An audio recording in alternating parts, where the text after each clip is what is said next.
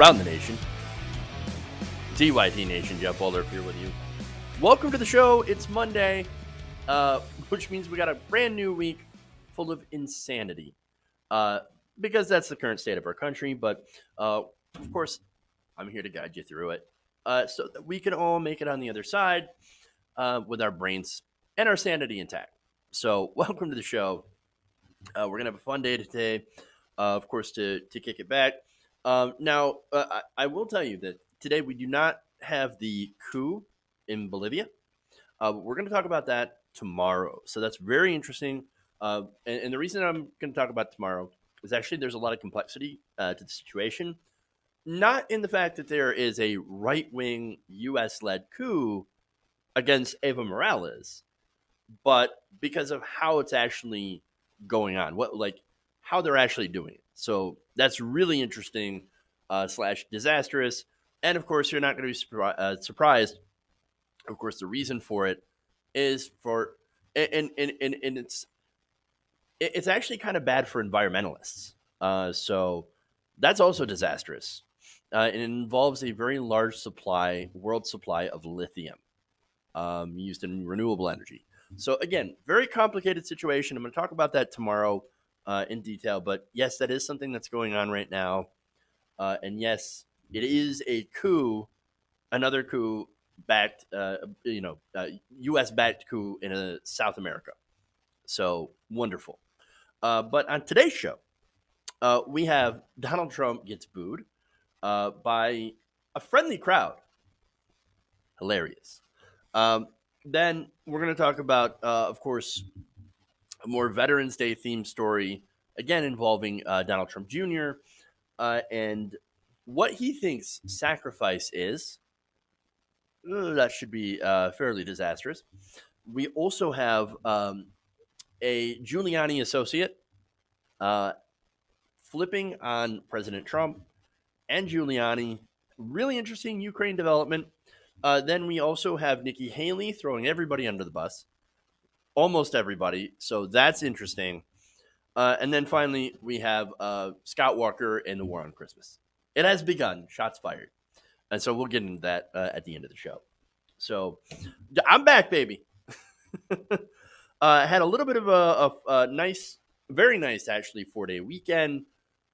Maybe I'll get into details later on about that if you guys are interested in like hearing about, I think, what the big source of burnout really was, or the actually couple of sources of burnout was. If you guys didn't know, we also had an interview on Thursday.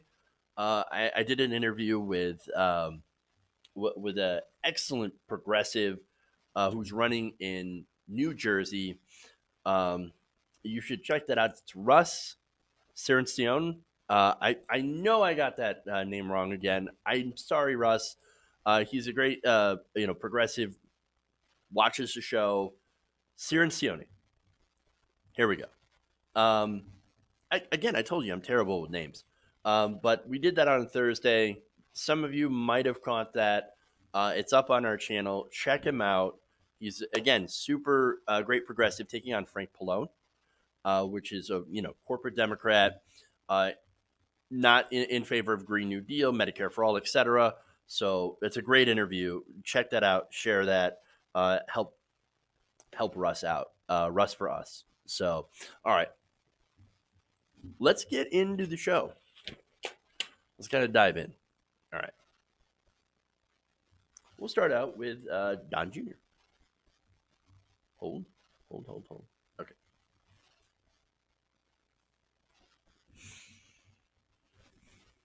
We're willing to listen. We're willing to listen.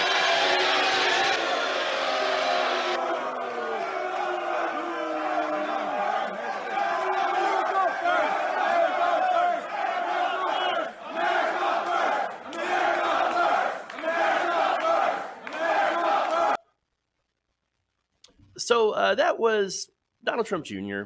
getting a little bit of a warm reception during his book tour with a book, ironically, of course, called Triggered. Awesome. So now he was with his girlfriend, Kimberly Guilfoyle, as well as Turning Point USA guy, Charlie Kirk. I don't know if he's a founder or not.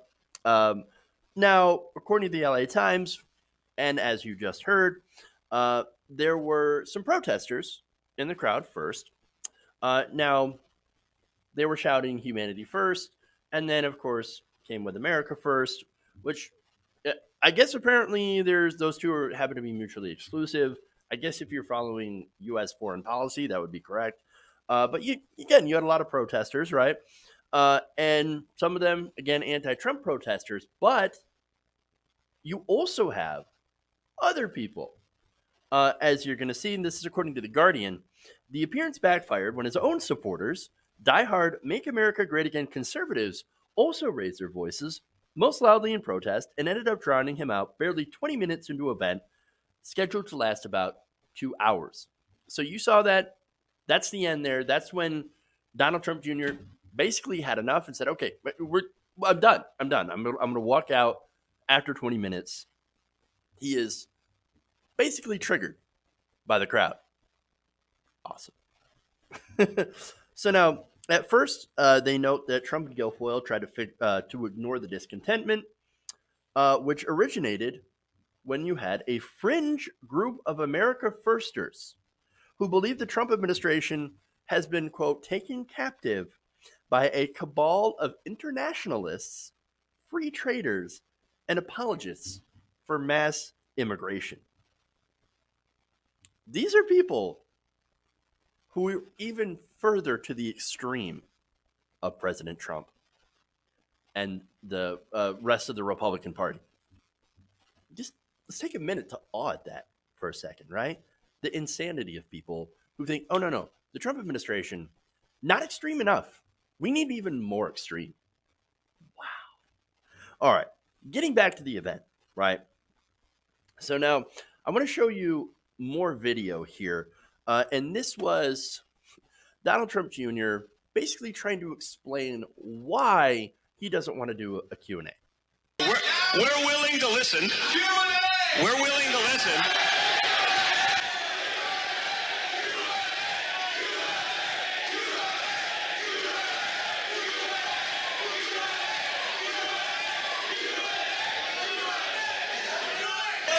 See what I mean?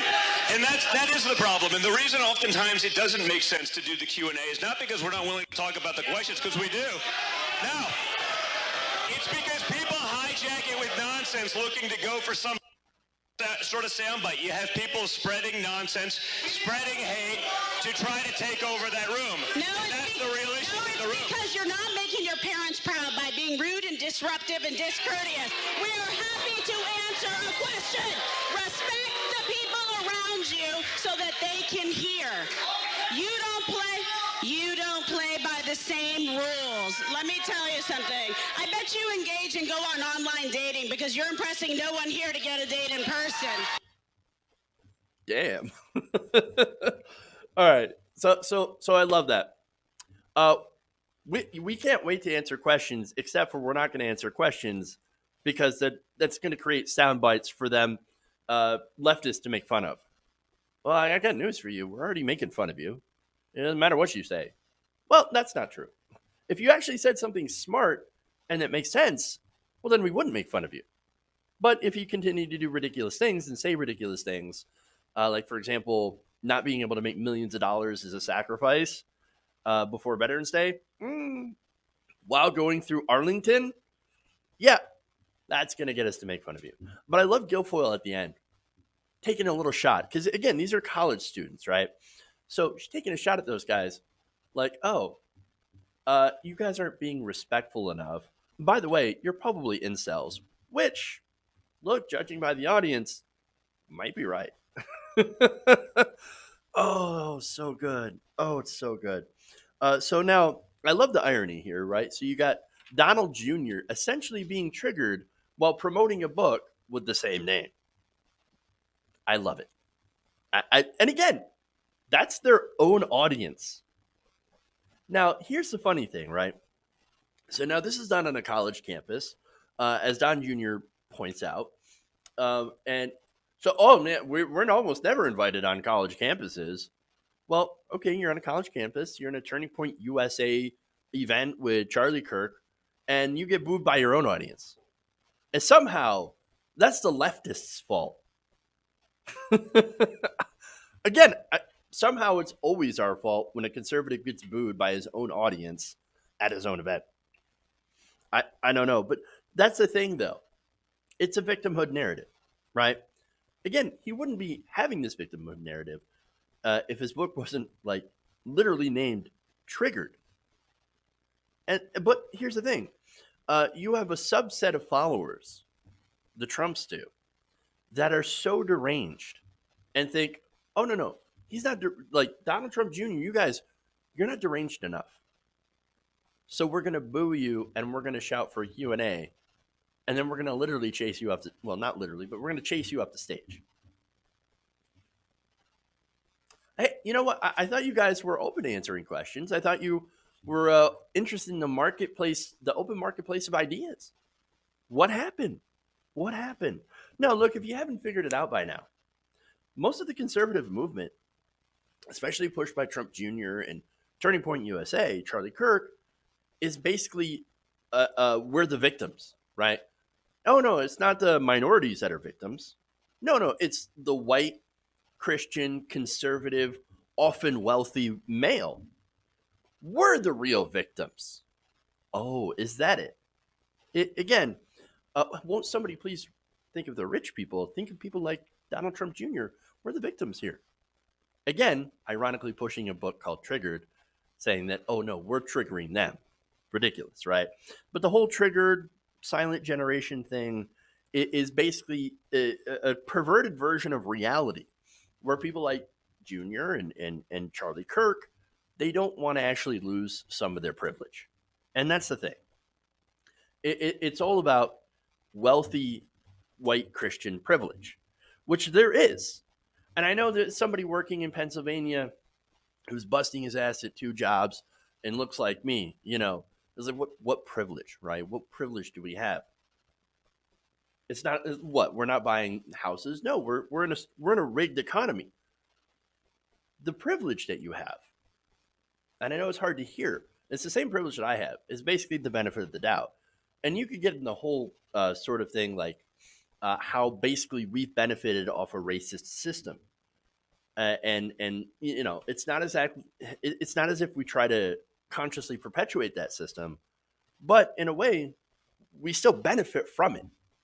And so that's a larger, deeper conversation. The kind of privilege that Don Jr. has, though, Don Jr. has the privilege of being born wealthy and benefiting from a rigged economic system. And so that's more the privilege that I'm talking about. But the privilege that, Charlie Kirk and all them enjoy is basically both of those at this point. But okay, anyway, now, aside from that privilege conversation, which I could go for a long time on that, let's get to some more fun. Let's get to some responses, actually. So now, let's go to social media. The Red Elephants fan account said, Turning Point USA announced that they canceled Q&A. Everyone booed. What are you afraid of, Charlie Kirk? I don't know, man. That's a good question. Is he afraid of having a good conversation? Having an open marketplace of ideas and then losing when your ideas are incredibly unpopular, which is basically giving all the money to the rich? Now, Brett McDonald says, Donald Trump Jr. says, we're willing to listen, as you saw in that video. Crowd chants Q&A. We're willing to listen, just not to Q&As. It's a nice little recap. Mr. Anti-Bully says, we want to ask questions, TPUSA. And as you saw, Kimberly Guilfoyle saying, have sex and sell. What could go wrong? Yeah, it's a great response. So basically, look, and there's a lot more, but at this point, a lot went wrong. And it's about it went about as well as you would expect for a book and a movement that is essentially based on nothing but anger. And that's what that is. All right. Moving on. Let's go to some more, I guess, a little bit of a conversation about sacrifice, which is great. All right.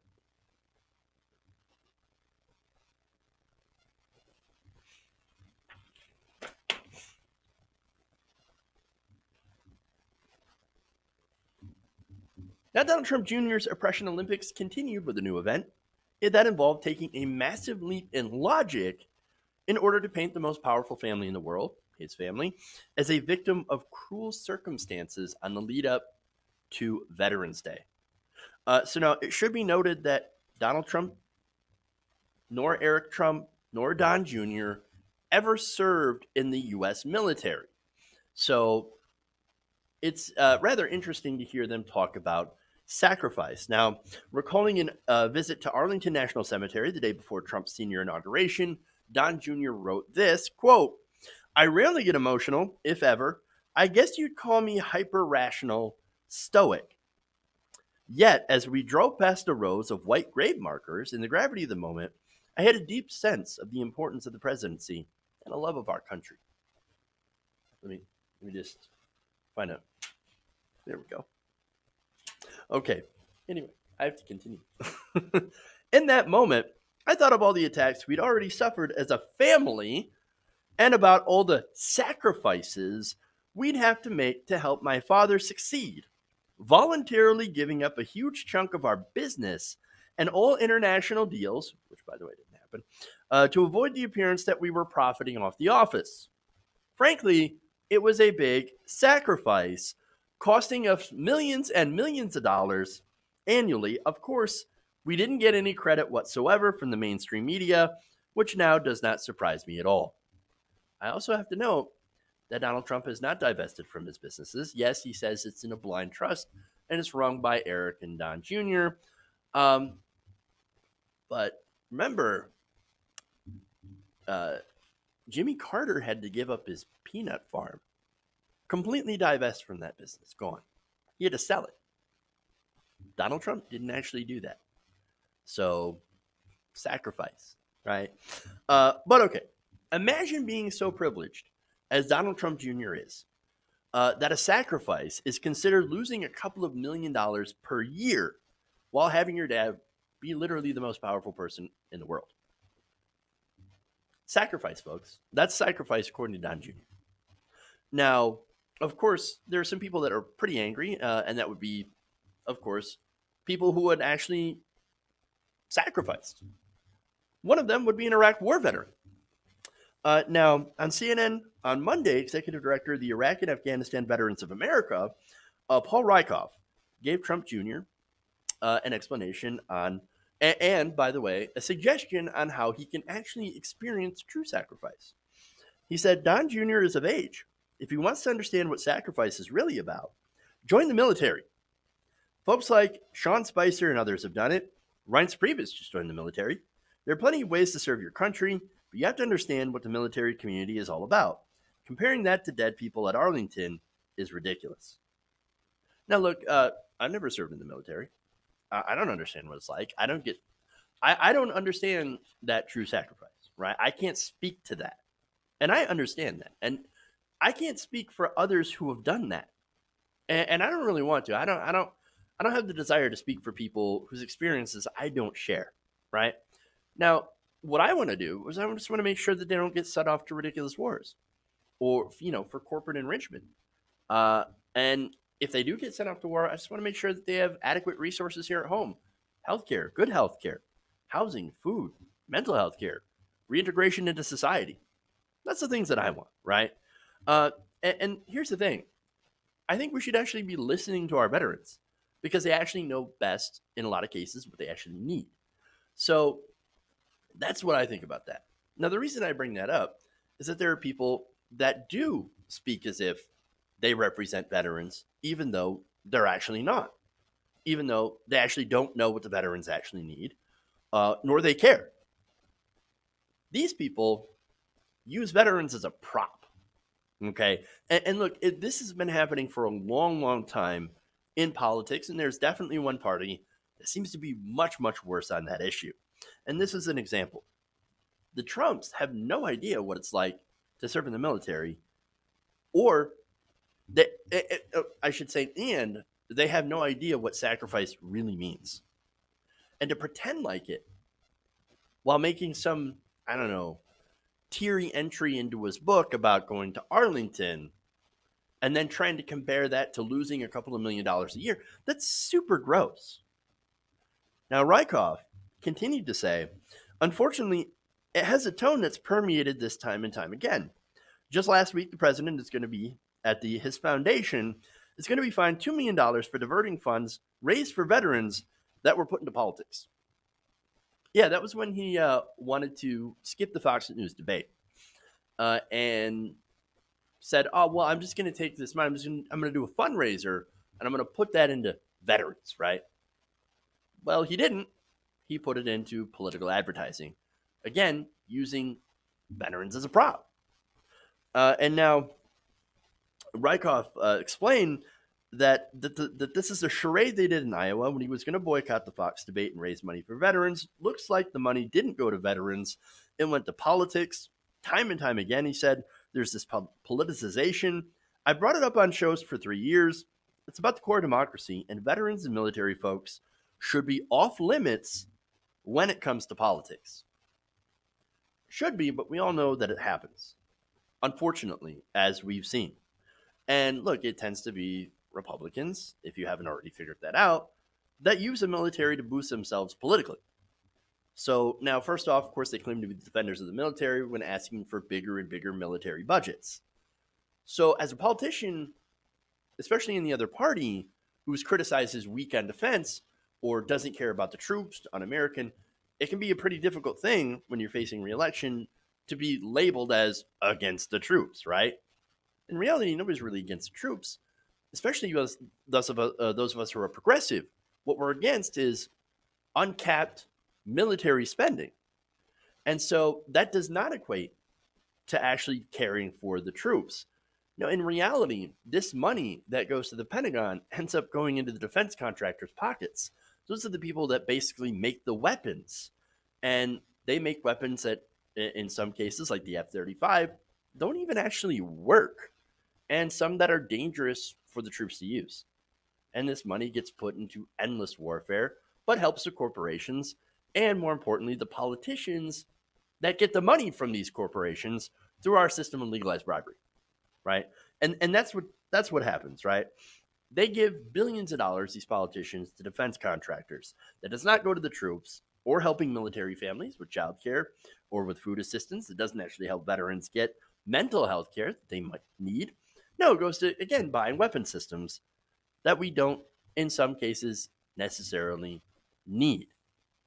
They also, the Republicans do, they cut military benefits, they cut food assistance. Now, by the way, what's really important about food assistance is that there is a large chunk of the SNAP budget that ends up getting spent at military commissaries on base. So it's important that you guys know that, right? This is what happens. They spend, a lot of military families don't make enough money, so they end up getting SNAP. But for example, you have E1s, right? Those are the people that just joined the military, right? They make shy of about $19,000 a year. That's not a lot of money. Certainly not enough money that you can really live on. Now, Republicans, like I said, they don't address that. They don't address mental health care. Even though they continue to scream about mental health care, they continue to try to say that they're best for the troops, say that they're best on these issues, when in reality, they don't do anything. They only point at the troops and claim that we're the ones that love them because, look, to be honest, a lot of people aren't going to argue with that position, right?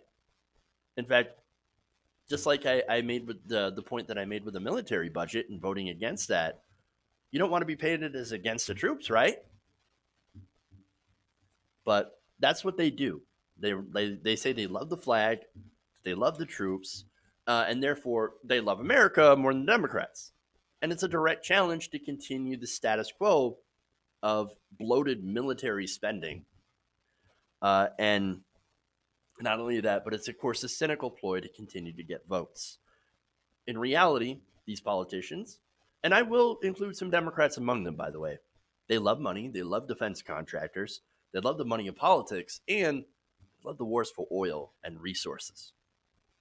And in this case, the Trumps love to paint themselves as victims, as people that are making great sacrifice for our country, when in reality, losing, like I said, possibly losing a couple of $1 million a year in an effort to avoid corruption laws, if they've even done so, not exactly the definition of sacrifice. All right. So we're going to go take a quick break here. We got the Giuliani story coming up next. So stay here right after the break. Please like and share the stream if you haven't already. And we'll be back in a couple minutes for more stories around the nation.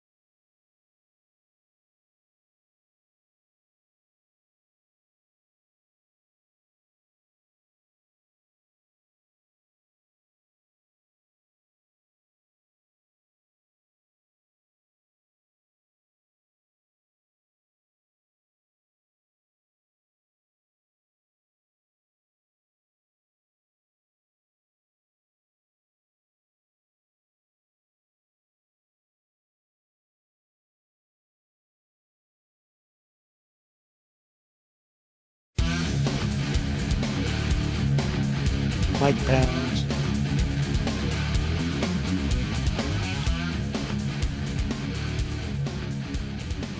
Welcome back to the show. Around the nation right here, QAT Nation. Jeff Welder here with you. All right, so I got a fun comment here that I want to read, and I do love this. Lee Cox says, sacrifices can't be recouped. profits lost due to your father becoming president most certainly can. That is an excellent point. So thank you to that. All right, so let me read one more comment here. It's from Sarge Tech. Says Trump's children were corrupt from birth. Yeah, I mean, look, there was, I wouldn't say all of them. I think, what is it? Tiffany? That doesn't really say a whole lot. So, to be fair, it's not necessarily the circumstances of your birth, it's what you do with it, right? And I think that's important. And what the Trumps, unfortunately, at least in the case of Eric, Don Jr., and Ivanka, did was basically, look, they pretty much just, I mean, became like their dad, essentially. Not good. Okay. They could have done better. They decided not to. All right. So let's go and thank some patrons first. So I want to give a big shout out to Allison Bice, Anna Mujica, and Andre. So thank you to those patrons, patreon.com/TYTNation. That's so you can support us. And then there's another way. It's through the channel memberships. I see somebody joined today, which is super awesome. I want to give a shout out to Bonnie Hell and Chai M. So thank you to those channel members. You can support us by hitting the join button below. And of course, there's lots of different ways that you can support the channel as well. But those are two of the main ones. All right. So let's dive into the rest of the story. Oh, yes, I do have a super chat as well. So let's read that here. LL says, hold on here. Let me find the whole thing. VA Secretary has begun planning budget cuts requested by Trump. Happy Veterans Day. Yes, happy Veterans Day, veterans. Thank you for your service. We are now going to cut your benefits.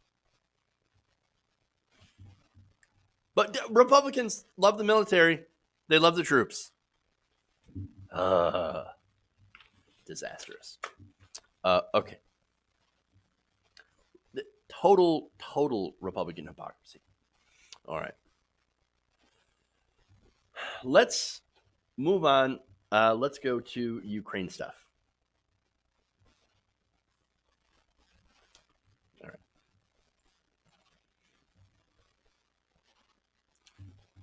It appears that President Trump's defense on Ukrainian quid pro quo continues to fall apart.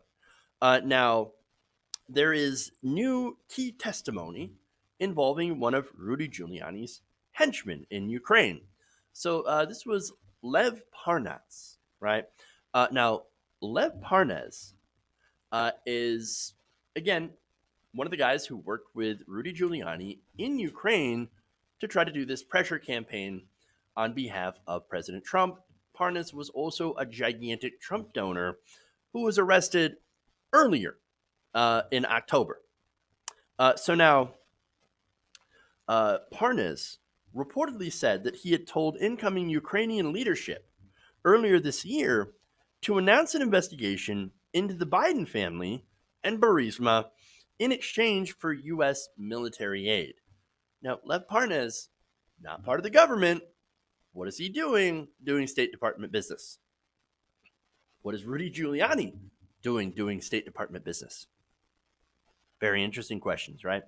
So now, problematic, obviously, quid pro quo. So now, according to the New York Times report, Parnas allegedly traveled to Kiev just before Ukrainian President Volodymyr Zelensky was inaugurated back in May and told the incoming government to announce an investigation into President Donald Trump's political rival, Joe Biden. Otherwise, he says the U.S. would freeze military aid to the country, about $400 million. Now, the Ukrainian American business and attorneys, Joseph A. Bondi, told the New York Times in a report. So now, this is, look, that's his lawyer, right? So the guy who's representing Parnas is saying, oh yeah, total quid pro quo. Oops. Now, also contingent on the investigation announcement, reportedly was Vice President Mike Pence's attendance at a Zelensky inauguration ceremony, according to Bondi. Now, Pence never showed up, and we had went into that story previously about why he was told not to show up as part of that pressure campaign. So, now this is interesting, right?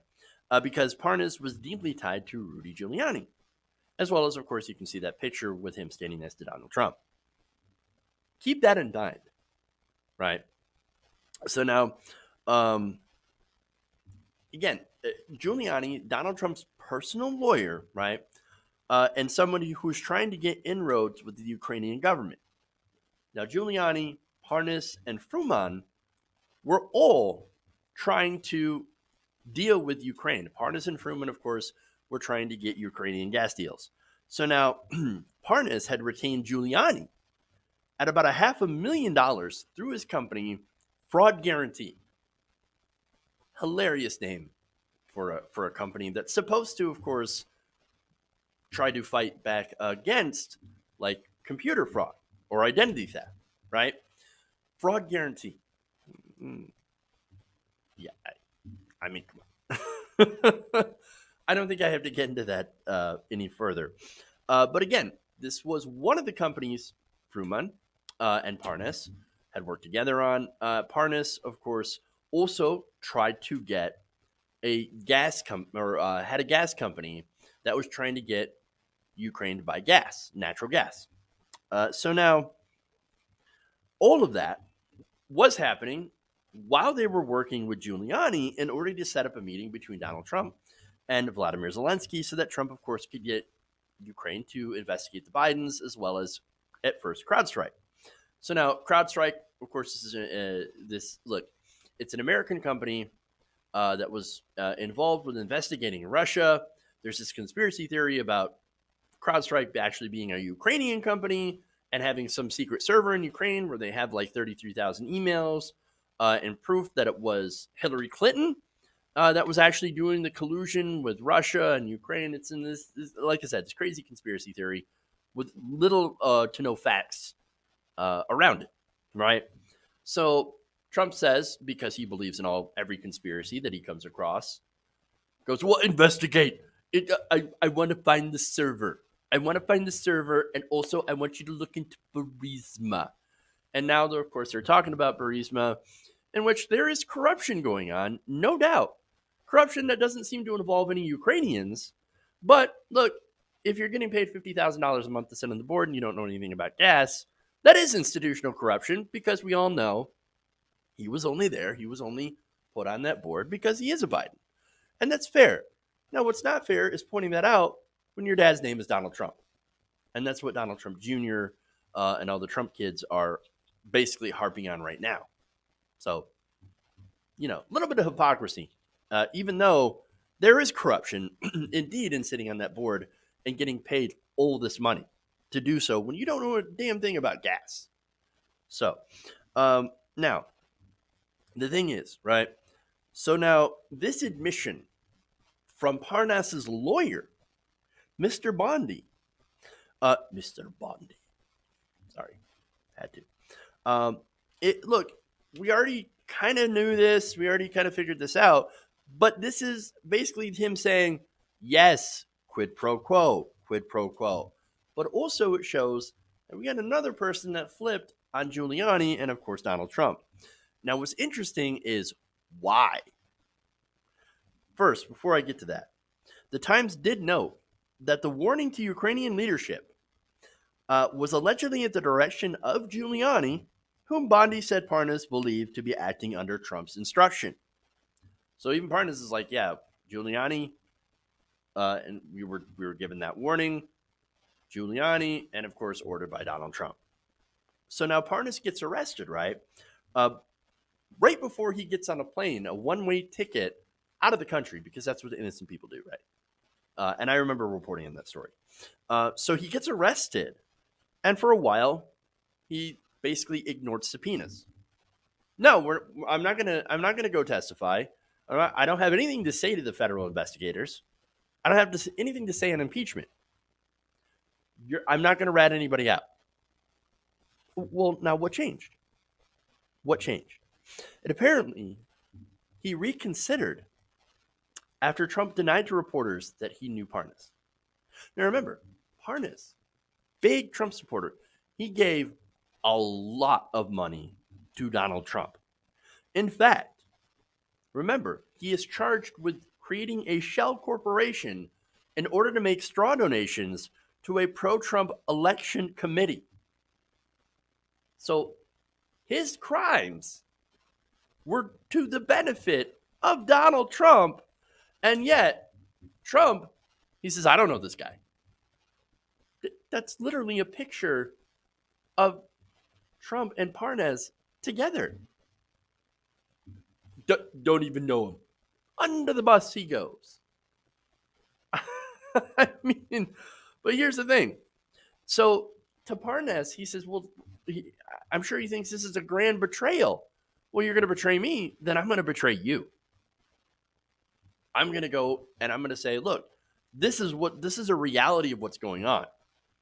I did know Donald Trump, and I worked with Giuliani, and there was definite quid pro quo. That's what he's expected to testify. So, in front of House impeachment, in the House Impeachment Committee. So, congratulations, right? But here's the thing: this is how Donald Trump operates, right? Once people around him get in trouble for doing criminal things on his behalf, sometimes under his orders, he denies the knowledge. What? No, I don't know them. It was their fault.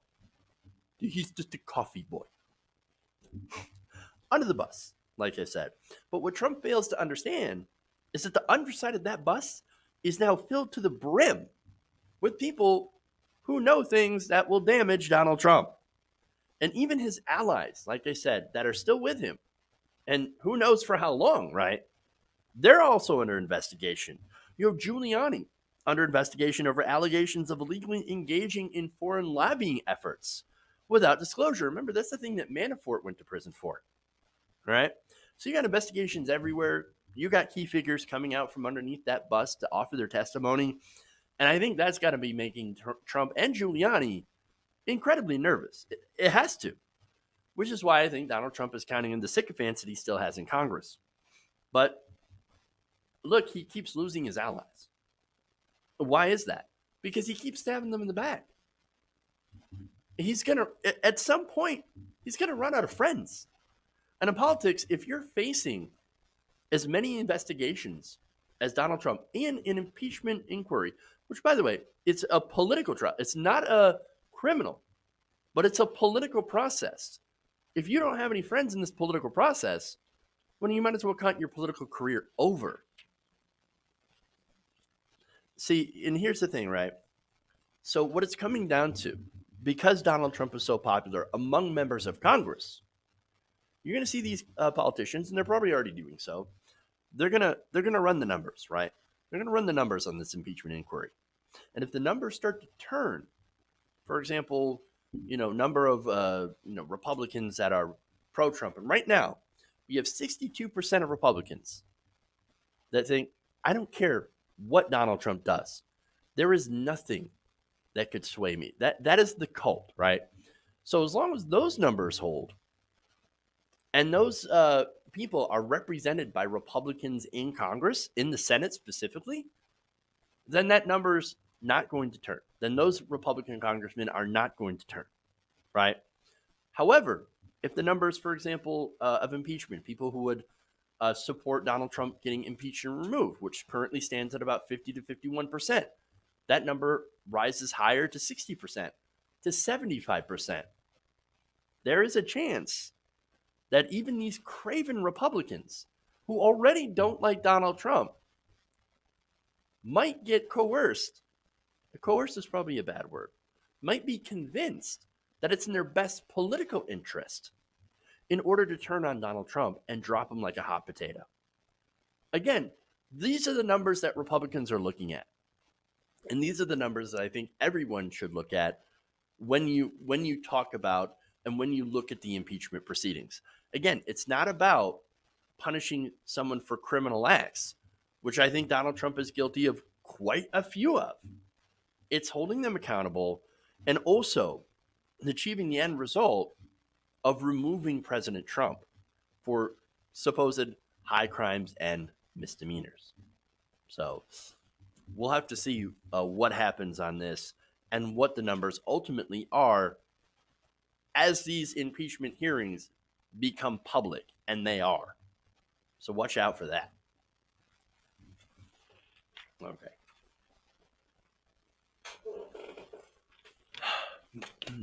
Speaking of that bus, we got Nikki Haley. She's throwing everybody under that bus. You'll see.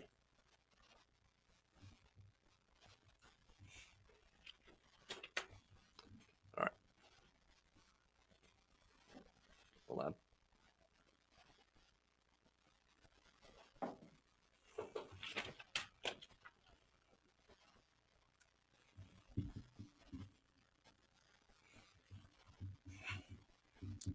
The former ambassador to the UN, Nikki Haley, just threw a couple of her co-workers under the bus. Now, this was her memoir, right? I'm not going to give the name because I don't think anybody's really interested in reading the memoir as is, but there was a couple of interesting sections in it that I'm going to talk about. And this was, of course, mentioned in the Washington Post. Now, they, of course, got an advance copy of her book ahead of its Tuesday release, which coincidentally is a release of Disney Plus. I'm not being paid by Disney Plus or anything like that. In fact, I kind of hate the whole idea of all this media consolidation, but at the same time, Mandalorian looks kind of good. But anyway, I think more people are going to be interested in that compared to Nikki Haley's book. But then again, that's just me. But anyway, in that book, and going to the actual interesting parts of it, is when she talked about John Kelly and Rex Tillerson and their efforts to, in her view, undermine the president, right? She said that she was shocked when then White House Chief of Staff John Kelly and then Secretary of State Rex Tillerson told her about their efforts to, quote, save the country from Donald Trump.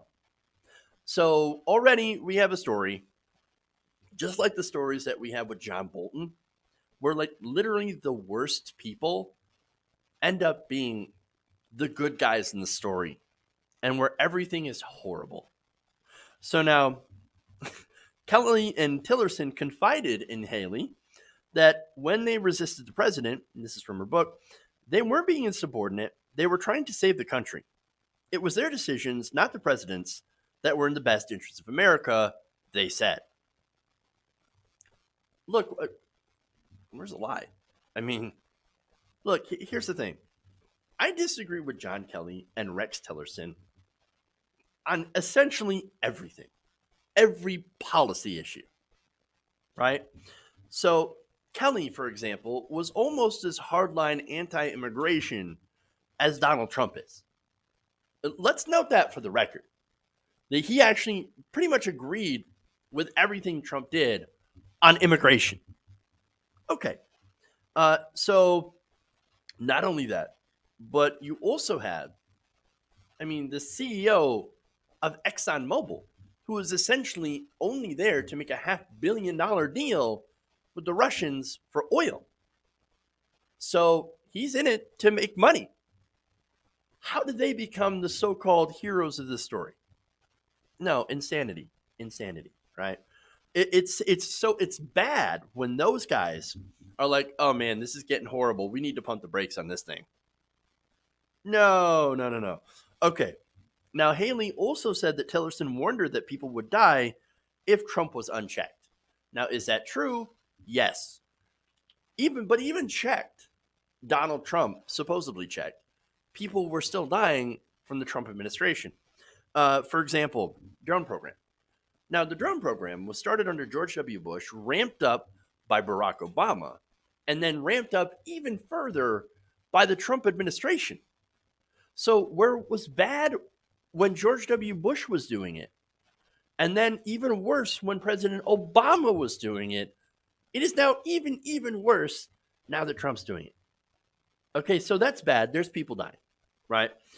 So now you also have what's going on in Syria, right? Disaster in Syria. especially with, abandoning basically the Kurds, right? And the subsequent deaths from the Turkish invasion.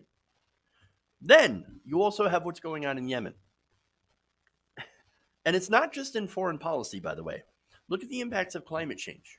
The wildfires in California that are even worse, that continue to get worse and worse every single year. And look at what we've set up in the future, by the way, as the current administration ignores climate change, which largely has to do with companies, corporations like ExxonMobil buying up politicians and funding supposed think tanks or so-called think tanks that disseminate climate, denial propaganda. Guess whose fault that is? The former CEO of ExxonMobil. That would be, of course, Rex Tillerson. Not only that, but look at the kids in cages, right? Immigration. John Kelly supported those hardline immigration efforts. So now, that's the thing, right? Nobody is a good guy in this story. They're all bad. All bad. But here's the thing. Those quotes tell me that even these guys who do believe in extreme things and have caused harm in their own right were worried about Donald Trump being even more extreme. And you know what? You know what sucks? I believe it. I think it's true. Now, you know who didn't believe it? Nikki Haley. Now, Nikki Haley, she said that she believed administration officials had an obligation to carry out Trump's agenda since he was elected. Now, in a democracy, I guess that would make sense, right? But we don't live in a democracy. We live in a representative republic, as Republicans always tend to point that out. And here's the thing. We have something called the Electoral College. Now, Donald Trump didn't win the popular vote, and you don't have to in a representative republic. Because, again, we're not a true direct democracy. The people do not elect presidents. The Electoral College elects the president. And so, again, this isn't like a mandate. And I love how Republicans say, mandate, mandate, mandate. Look at how many votes we have. Look, we've got the American people on our side. When in reality, no, you had the Electoral College on your side. That's why you're president. And in fact, you don't have to have, as we've seen in several elections, by the way, Bush v. Gore being one of the biggest ones, but also now with the Trump presidency, you can lose the popular vote and still become president. And in this case, a deeply unpopular president. So I don't buy the mandate explanation, especially considering how little people vote in this country, right? You basically have around a quarter of the country that voted for Donald Trump. They're the ones that voted Donald Trump in, again, with the Electoral College. So I'm not buying that whole thing, right? So now she also said that she felt Kelly and Tillerson should quit if they so strongly agreed with the president. Well, one of them did. John Kelly did resign, and Rex Tillerson was fired. Rex Tillerson was fired because he basically called Trump an effing moron. Which, hey, same thing, I guess, right? If they don't like it, they should say something or do something, and that's exactly what they did. So now Tillerson, by the way, declined to comment on Haley's allegations. Tillerson being a very, very private individual, right? Used to running his own thing, used to running his own corporation, and essentially destroying the planet with that corporation. And when you're destroying the planet, you don't really want to be bothered. So I understand why he didn't say anything, but John Kelly did have a response to this. Kelly told the Post that he's, quote, guilty as charged if working against Trump means providing Trump, the president, with the best and most open legal and ethical staffing advice from across the government so he can make an informed decision. Now remember, John Kelly, it's not as if he didn't agree with Trump on the policies and the substance. So, again, not a good guy. Not a good guy, but still guilty as charged. But so here's the thing. You might be wondering why Nikki Haley, of all people, who on the surface appears to be a more reasonable Republican, right? Again, this is not my opinion. You ask the establishment Republicans, establishment Democrats, oh, Nikki Haley, Oh yes, of course, she's so agreeable. Well, then why? Why would she throw these two under the bus? Especially since she was critical of him during his election. Well, we've seen this happen with a lot of Republicans, most famously Lindsey Graham, right? Now, Lindsey Graham latched on to Donald Trump after John McCain died, right? He latched on, for one, I guess there's a couple of reasons. For one, never met a war he didn't like, and he's trying, of course, to suck up to power to try to get us to launch a war with Iran.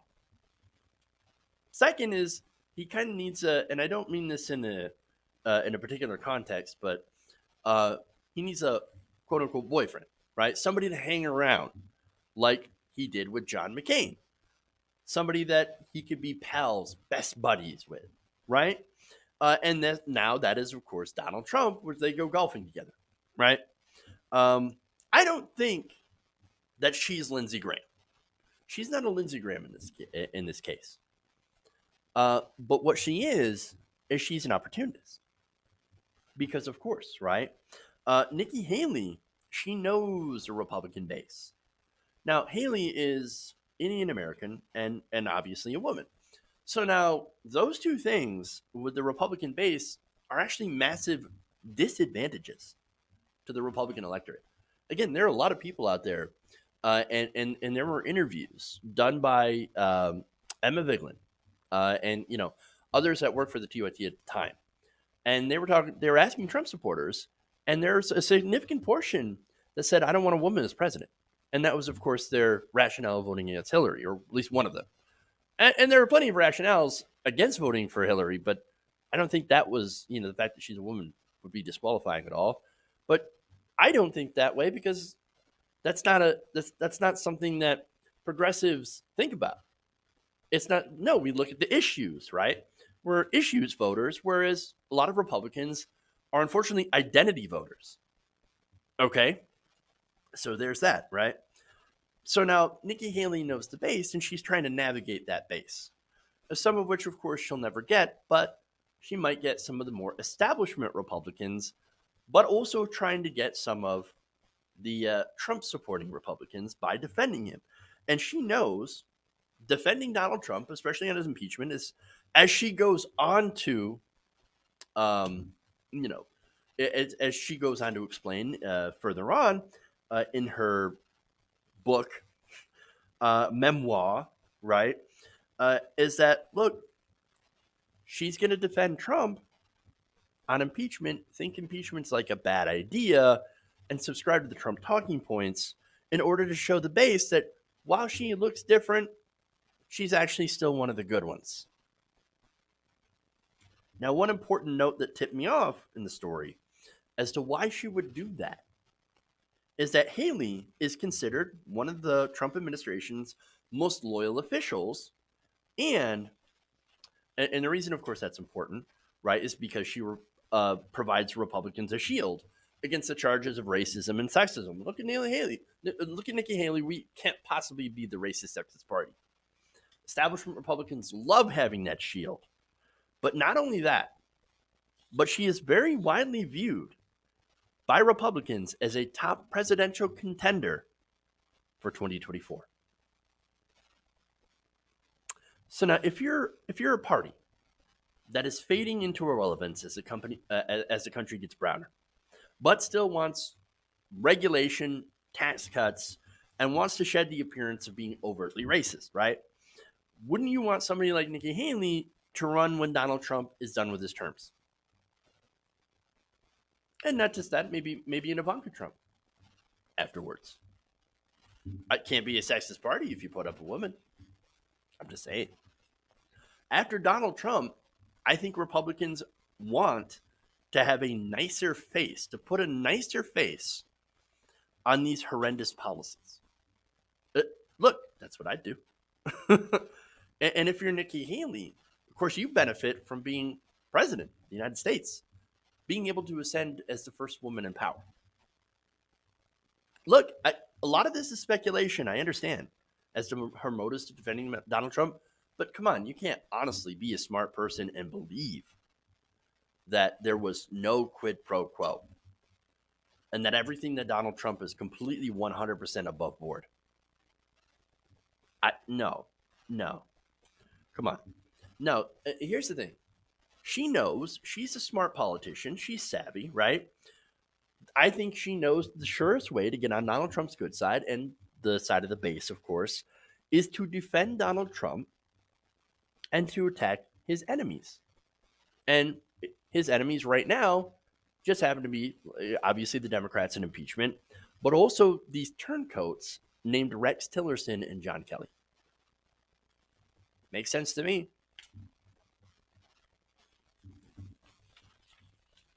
All right. I think we're going to have to get to the war on Christmas tomorrow, guys. For some reason, I went a little bit long. I know. Sad day. All right. Thank you, guys. Please like and share the stream if you haven't already. Consider becoming a patron, patreon.com/TYTNation, or becoming a channel member to support the show. Thank you, guys. Love you. And remember, change begins with you. Good night, Nation. We'll see you guys later. Enjoy your day. And we're going to have some great stories tomorrow. So tune in. All right.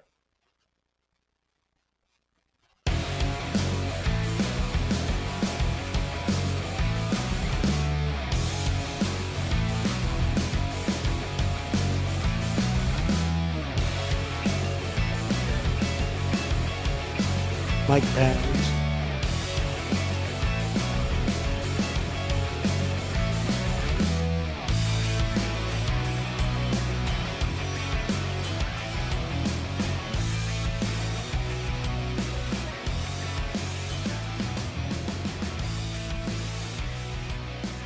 Please clap.